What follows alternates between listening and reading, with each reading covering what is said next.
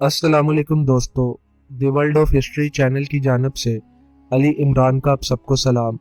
जैसा कि आप सब जानते हैं, हमने खुलफा राशिदीन की सीरत के ऊपर एक यूट्यूब सीरीज़ का आगाज़ किया है जिसका नाम द हिस्ट्री ऑफ राशिदुन कैलिफेट है। इस सीरीज़ का आगाज़ हमने हज़रत अबू बकर सिद्दीक रज़ी अल्लाह तआला अन्हा की शख्सियत के इन वाक़यात से किया है जो खिलाफत राशिदा से पहले के थे। इसके गुज़िश्ता दो पार्ट्स में हमने आपको हज़रत अबू बकर सिद्दीक रज़ी अल्लाह तआला अन्हा की ज़िंदगी के पैदाइश से लेकर गज़वा बदर तक के वाक़यात को बताया था। आज ये हज़रत अबू बकर सिद्दीक रज़ी अल्लाह तआला अन्हा की ज़िंदगी जो कि खिलाफत राशिदा से पहले की थी, इनके वाक़यात को बयान करने के हवाले से आखिरी वीडियो है। हिजरत के दूसरे साल 17 रमज़ान को गज़वा बदर पेश आ गई। ये मुसलमानों का कुफ़ार के साथ बराह रास्त पहला जंगी मुकाबला था जिसकी सदारत खुद नबी करीम सल्लल्लाहु अलैहि वसल्लम कर रहे थे, जबकि लश्कर इस्लाम के सलार हज़रत अमीर हमज़ा रज़ी अल्लाह तआला अन्हा और इमाम अली अलैहिस्सलाम थे। कुफार मक्का पूरी ताकत के साथ मुसलमानों का मुकाबला करने बदर के मैदान में जमा हुए थे। हज़रत साद बिन माज रज़ी अल्लाह तआला अन्हा के मशवरे के मुताबिक नबी करीम सल्लल्लाहु अलैहि वसल्लम का खैमा एक ऊंची पहाड़ पर नस्ब कर दिया गया और आप सल्लल्लाहु अलैहि वसल्लम से गुजारिश की गई कि आप सल्लल्लाहु अलैहि वसल्लम इस खैमे के अंदर ही क़याम पजीर रहें। अगर आप मुसलमानों को कमज़ोर पड़ता हुआ देखें तो नबी करीम सल्लल्लाहु अलैहि वसल्लम ऊँटनी पर सवार होकर वापस मदीना की तरफ चले जाएं। मैदान जंग में नबी करीम सल्लल्लाहु अलैहि वसल्लम ने कुफार मक्का की कसीर जमात को देखा तो वो अल्लाह ताला के सामने ज़ारो कतार रोते हुए सजदे में हो गए और फरमाने लगे, अल्लाह ताला तू देख रहा है, ये तेरे रसूल सल्लल्लाहु अलैहि वसल्लम को झूठा साबित करने आए हैं। ए अल्लाह, तूने मुझसे जो मुसलमानों की नुसरत का वादा किया है आज इसे पूरा कर दे। ए अल्लाह, अगर आज मुसलमानों की ये जमात मैदान जंग में शहीद हो गई तो क़यामत तक के लिए तेरा नाम लेवा कोई नहीं होगा और फिर कभी तेरी इबादत नहीं की जाएगी। नबी करीम सल्लल्लाहु अलैहि वसल्लम ये अल्फाज और दुआ इस शिद्दत के साथ कर रहे थे कि अपने रब को पुकारते हुए बार बार इनकी चादर मुबारक इनके कंधों से नीचे आकर गिर जाती, जिसे हज़रत अबू बकर सिद्दीक रज़ी अल्लाह तआला अन्हा हर बार नबी करीम सल्लल्लाहु अलैहि वसल्लम के कंधे मुबारक पर पिला देते और फरमाते, ए अल्लाह ताला के नबी सल्लल्लाहु अलैहि वसल्लम, आप परेशान मत हो। अल्लाह ताला से बढ़कर कौन है जो अपना वादा पूरा करना जानता है। इसने आपसे मुसलमानों की नुसरत का वादा किया है तो वो हर सूरत मुसलमानों को फतह नसीब करेगा। इसके फौरन बाद नबी करीम सल्लल्लाहु अलैहि वसल्लम पर जिब्राईल अलैहिस्सलाम अल्लाह ताला की वही लेकर नाजिल हुए, जिसमें अल्लाह ताला ने मुसलमानों को फतह की नवीद फिर से सुना दी। इसके बाद नबी करीम सल्लल्लाहु अलैहि वसल्लम अपने खैमे से बाहर तशरीफ़ लाए और मुजाहिदीन इस्लाम को मुखातिब करते हुए फरमाने लगे, खुदा की कसम, जिस अल्लाह के कब्ज़े कुदरत में मेरी जान है, मैं उसे शाहिद बनाकर कहता हूँ, जो आज के दिन कुफार से लड़ते हुए शहीद होगा और इसकी नीयत सिर्फ और सिर्फ अल्लाह ताला की रज़ा और इसके दीन की मदद करने की होगी, वो मैदान में दुश्मन को पुष्ट नहीं दिखाएगा तो अल्लाह ताला इसके खून का पहला कतरा गिरने से पहले ही इस पर जन्नत हमेशा के लिए वाजिब कर देगा और वो इस मैदान से सीधा जन्नत में दाखिल होगा। खैर, मुसलमानों ने इस जंग में कुफार को इबरतनाक शिकस्त दी, इनके बड़े बड़े सूरमा कत्ल कर डाले। इमाम अली अलैहिस्सलाम ने इस जंग में 28 से ज़ायद कुफार को कत्ल किया, जबकि इस जंग में कुफार के मकतूलीन की कुल तादाद 70 थी। इसमें कुफार मक्का के बड़े बड़े सरदार शामिल थे, जिनमें उतबा, शीबा, उमैया और अबू जहल वगैरह शामिल थे। ये सब बदर के मैदान में जहन्नुम वासिल किए गए। इसके अलावा मुसलमानों ने कुफार के 70 आदमियों को गिरफ्तार भी किया और इन्हें अपनी कैद में ले लिया, जो कि मुहाजिरीन मदीना के रिश्तेदार और कराबतदार थे। इन्होंने हज़रत अबू बकर सिद्दीक रज़ी अल्लाह तआला अन्हा से अपने रिश्तेदारियों और कराबतदारियों का वास्ता देते हुए गुजारिश की कि वो नबी करीम सल्लल्लाहु अलैहि वसल्लम से इनकी जान बख्शी करवा दें। जबकि दोस्तों, आप सब लोग ये बात जानते हैं कि ये वही लोग थे जो कि मुसलमानों को कमज़ोर समझकर इन पर ज़मीन और सांस तंग किए हुए थे। इसके बावजूद हज़रत अबू बकर सिद्दीक रज़ी अल्लाह तआला अन्हा, जो कि एक नरम दिल और नरम खो इंसान थे, इन्होंने इन कैदियों की मदद करने का वादा किया اور ان کی سفارش حضرت محمد صلی اللہ علیہ وآلہ وسلم سے کی کہ وہ انہیں قتل مت کریں، جن کی سفارش کو قبول کرتے ہوئے نبی کریم صلی اللہ علیہ وآلہ وسلم نے فدیے کی ادائیگی کے بعد ان تمام لوگوں کو قید سے رہا کر دیا۔ حضرت ابو بکر صدیق رضی اللہ تعالیٰ عنہ نے یہ سب کچھ اپنے نرم دل ہونے کے علاوہ اس وجہ سے بھی کیا کہ اس سے ان کفار پر مسلمانوں کے بہترین اخلاق کا بھرپور اثر پڑے گا اور یہ اس اخلاق سے متاثر ہو کر اسلام قبول کر لیں گے، جو بعد میں بالکل ٹھیک ثابت ہوا۔ اگلے سال 3 ہجری میں 7 شوال کے روز مسلمان پھر سے کفار مکہ کے مقابلے پر آئے۔ اس غزوہ کو ہم لوگ غزوہ احد کے نام سے جانتے ہیں۔ اس غزوہ میں مسلمانوں نے شروع میں تو کفار کو پچھاڑ کر پیچھے دھکیل دیا، لیکن نبی کریم صلی اللہ علیہ وآلہ وسلم کی حکم عدولی کرنے اور درہ خالی چھوڑ دینے کی وجہ سے مسلمانوں کی یہ فتح شکست میں بدل گئی۔ اس میں مسلمانوں کا بہت زیادہ جانی نقصان ہوا۔ اس میں مسلم شہداء کی تعداد 70 تھی، جبکہ کفار کے مقتولین کی تعداد صرف 22 تھی۔ اسی غزوہ میں حضرت امیر حمزہ رضی اللہ تعالیٰ عنہ جیسے بہترین جنگجو وحشی بن حرب کے ہاتھوں شہید ہوئے۔ اس کے بعد مسلمانوں نے دوبارہ سے اپنی سابقہ پوزیشنیں سنبھالی اور کفار کو دوبارہ پیچھے دھکیلنے میں کامیاب ہو گئے۔ اس جنگ میں مسلمانوں کو شکست حضرت خالد بن ولید رضی اللہ تعالیٰ عنہ نے دی تھی، جبکہ اس کا دوسرا اہم سبب نبی کریم صلی اللہ علیہ وآلہ وسلم کی حکم عدولی تھا۔ اگر درہ خالی نہ چھوڑا جاتا تو حضرت خالد بن ولید رضی اللہ تعالیٰ عنہ بھی مسلمانوں کو شکست نہیں دے سکتے تھے۔ اس جنگ میں حضرت ابو بکر صدیق رضی اللہ تعالیٰ عنہ نبی کریم صلی اللہ علیہ وآلہ وسلم کے ساتھ چٹان کی طرح کھڑے رہے اور درے پر رہ جانے والے باقی صحابہ کرام رضی اللہ تعالیٰ عنہ کے ساتھ مل کر کفار کے ساتھ لڑے۔ اس کے بعد ہونے والی دیگر غزوات میں بھی حضرت ابو بکر صدیق رضی اللہ تعالیٰ عنہ نبی کریم صلی اللہ علیہ وآلہ وسلم کے شانہ بشانہ ہو کر کفار کے ساتھ لڑے۔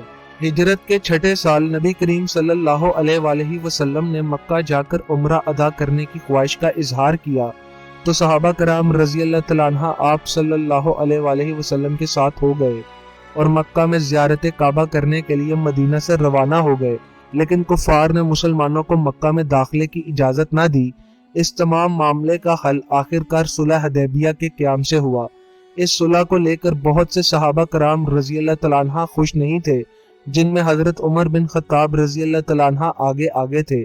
یہاں بھی حضرت ابو بکر صدیق رضی اللہ تعالیٰ عنہ نے حضرت عمر بن خطاب رضی اللہ تعالیٰ عنہ کو سمجھایا کہ نبی کریم صلی اللہ علیہ وآلہ وسلم کی مخالفت نہیں کی جا سکتی، چونکہ وہ اللہ تعالیٰ کے نبی ہے۔ اگر وہ یہ سب کہہ رہے ہیں اور یہ معاہدہ کر لیا ہے تو یہ یقیناً اللہ تعالیٰ کے حکم کی وجہ سے ہی کیا گیا ہے۔ اس کے بعد مسلمانوں اور کفار مکہ میں امن قائم ہو گیا، جس دوران مسلمانوں نے عرب کے باقی گوشوں تک اسلام کو پھیلایا۔ اسی دوران نبی کریم صلی اللہ علیہ وآلہ وسلم نے شہنشاہ فارس اور شہنشاہ روم سمیت عرب کے دیگر علاقوں، جن میں یمن، دومت الجندل وغیرہ شامل تھے، ان کو خطوط بھجوائے۔ عرب کے علاوہ کہیں سے بھی مسلمانوں کو مثبت جواب نہیں ملا، لیکن اس کے باوجود مسلمانوں کی تعداد میں تیزی کے ساتھ اضافہ ہوتا چلا گیا۔ اس کے بعد مسلمانوں نے مکہ کو فتح کیا اور بعد میں طائف کو بھی فتح کر لیا اور آہستہ آہستہ اسلام پورے عرب میں پھیل گیا۔ مکہ فتح ہو جانے کے بعد نبی کریم صلی اللہ علیہ وآلہ وسلم واپس مدینہ تشریف لے گئے، جہاں پورے عرب سے جوک در جوک وفود کی آمد کا سلسلہ جاری تھا، جو نبی کریم صلی اللہ علیہ وآلہ وسلم کی رسالت پر ایمان کی غرض سے ان کی خدمت میں حاضر ہو رہے تھے۔ چونکہ مکہ پورے عرب کے لیے قابل احترام تھا اور تمام عرب زمانہ جاہلیت سے مکہ حج کی غرض سے آیا کرتے تھے، جس کو وہ لوگ زیارت کعبہ کا نام دیتے تھے۔ آج اس کعبے پر مسلمانوں نے اپنا تسلط قائم کر لیا تھا، جو کبھی کافروں کے تسلط میں تھا۔ اس وجہ سے نبی کریم صلی اللہ علیہ وآلہ وسلم کو حج کرنے کا موقع نہ مل سکا، چونکہ وفود کی آمد کا سلسلہ دن بدن بڑھتا چلا جا رہا تھا۔ اس لیے نبی کریم صلی اللہ علیہ وآلہ وسلم نے امیر حج کے طور پر حضرت ابو بکر صدیق رضی اللہ تعالیٰ عنہ کو منتخب کر کے مدینہ سے 300 افراد ان کے ساتھ بھجوائے، جنہوں نے حضرت ابو بکر صدیق رضی اللہ تعالیٰ عنہ کے بطور امیر حج ہوتے ہوئے حج کے مناسک ادا کیے۔ یہی وہ موقع تھا جب حضرت ابو بکر صدیق رضی اللہ تعالیٰ عنہ نے نبی کریم صلی اللہ علیہ وآلہ وسلم کی طرف سے مکہ میں یہ اعلان کر دیا کہ آج کے بعد کوئی بھی مشرک کعبے کے قریب نظر نہیں آئے گا اور نہ ہی اس کی زیارت کر سکے گا۔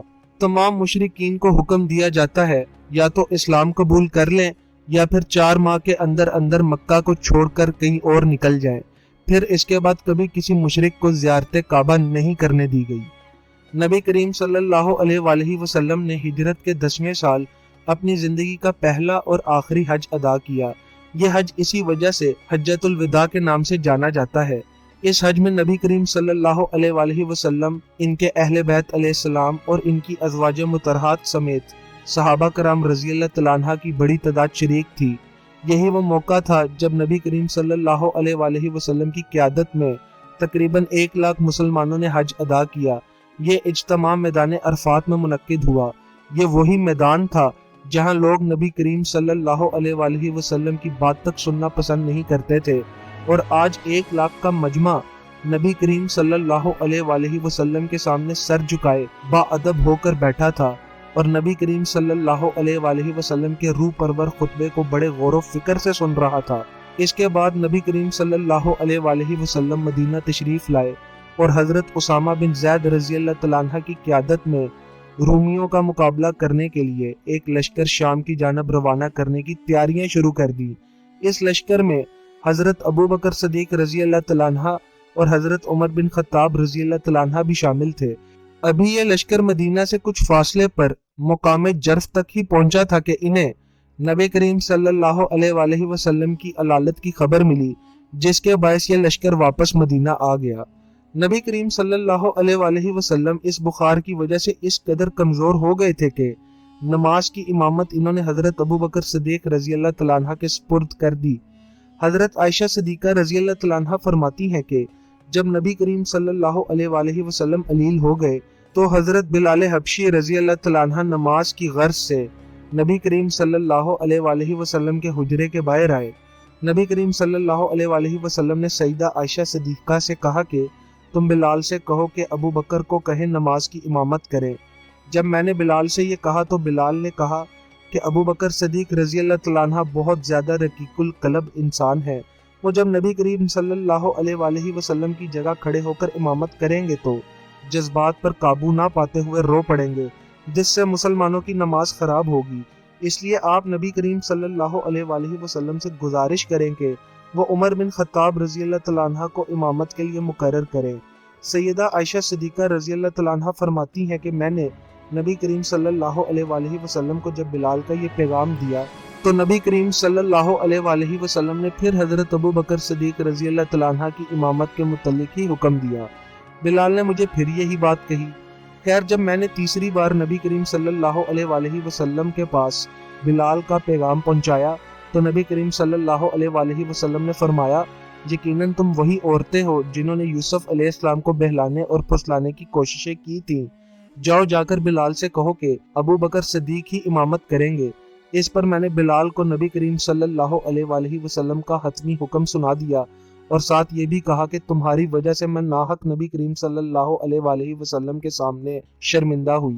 نبی کریم صلی اللہ علیہ وآلہ وسلم کی علالت کے دوران ہی ایک دن ایسا آیا کہ حضرت ابو بکر صدیق رضی اللہ تعالیٰ عنہ امامت کے لیے مسجد نبوی میں موجود نہیں تھے، تو بلال حبشی رضی اللہ تعالیٰ عنہ نے حضرت عمر بن خطاب رضی اللہ تعالیٰ عنہ سے کہا کہ آپ امامت کریں۔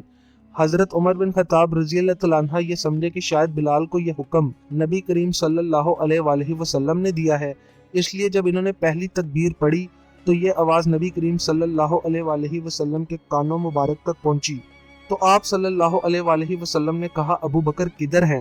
اللہ تعالیٰ اور مسلمانوں کو یہی بات پسند ہے کہ ان کی امامت ابو بکر صدیق رضی اللہ تعالیٰ عنہ کریں۔ اس کے بعد نبی کریم صلی اللہ علیہ وآلہ وسلم رحلت فرما گئے۔ دوستو، آج کی اس ویڈیو کا اختتام یہیں پر ہوتا ہے۔ اس سیریز کے اگلے ایپیسوڈ میں ہم نبی کریم صلی اللہ علیہ وآلہ وسلم کے وصال کے دوران ہوئے اہم واقعات کا ذکر کریں گے۔ اسی ایپیسوڈ سے خلافت راشدہ کے دور کے واقعات کا باقاعدہ آغاز کر دیا جائے گا۔ دوستو، جانے سے پہلے میری آپ سے گزارش ہے کہ چینل کو سبسکرائب کر دیں اور بیل آئیکن پر کلک کر دیں تاکہ آپ کو آئندہ آنے والی ویڈیوز کے نوٹیفیکیشن موصول ہو سکیں۔ اس کے علاوہ ویڈیو کو لائک اور شیئر کر دیں۔ اپنی قیمتی آراء کا اظہار اس ویڈیو کے کمنٹ سیکشن میں کریں۔ درود و سلام ہو پیارے آقا حضرت محمد صلی اللہ علیہ وآلہ وسلم کی ذات پر۔ آپ صلی اللہ علیہ وآلہ وسلم کے اہل بیت اطہار علیہ السلام پر، آپ صلی اللہ علیہ وآلہ وسلم کی ازواج مطہرات رضی اللہ تعالیٰ عنہ پر، اور آپ صلی اللہ علیہ وآلہ وسلم کے اصحابہ کرام اجمعین رضی اللہ تعالیٰ عنہ پر۔ دوستو، اللہ تعالیٰ آپ سب کا نگہبان ہو، مجھے اپنی دعاؤں میں یاد رکھیے گا۔ اللہ حافظ۔